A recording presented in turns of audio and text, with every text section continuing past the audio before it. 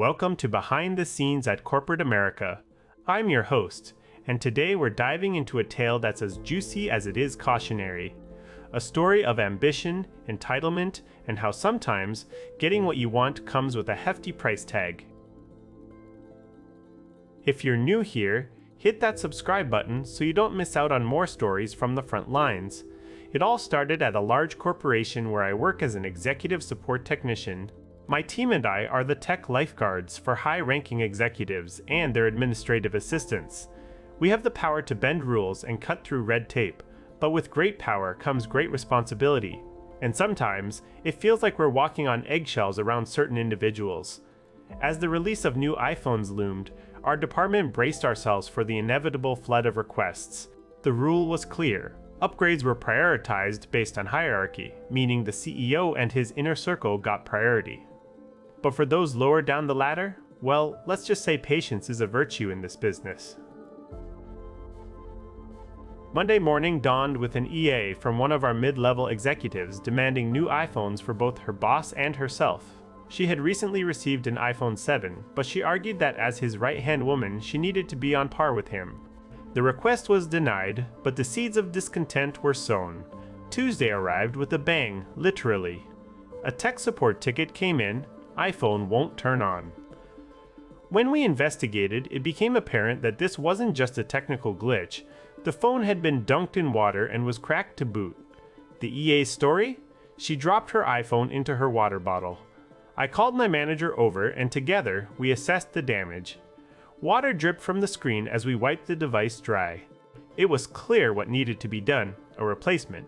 We had spares in stock, so I handed out a 64 GB rose gold iPhone 6s that was still in good condition.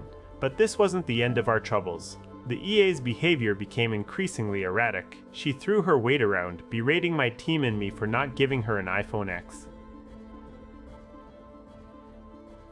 Can you imagine working under such pressure?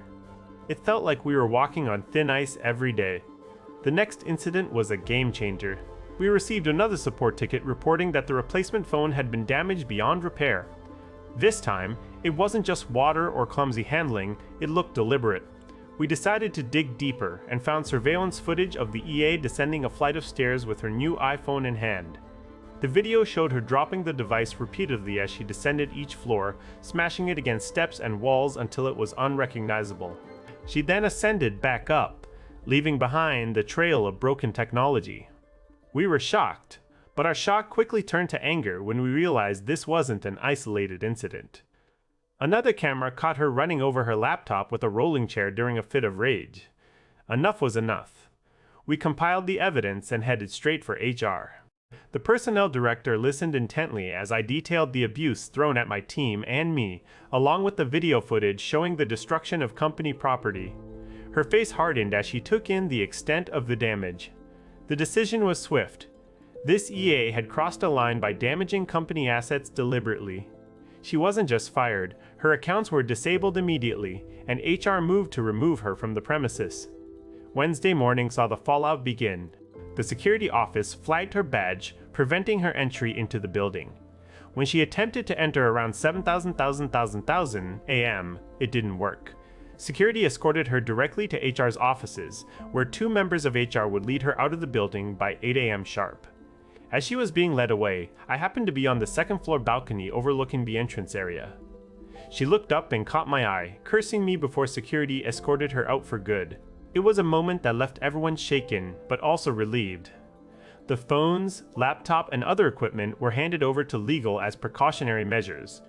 This is what happens when someone tries to game the system and destroy property in their pursuit of an upgrade. Reflect on this story for a moment. What would you do if faced with such entitlement? Would you stay silent or take action? Today's tale serves as a reminder that no matter how high up someone may be, crossing company boundaries isn't tolerated. It's about respect and responsibility. And sometimes, standing up for what's right means doing the hard thing.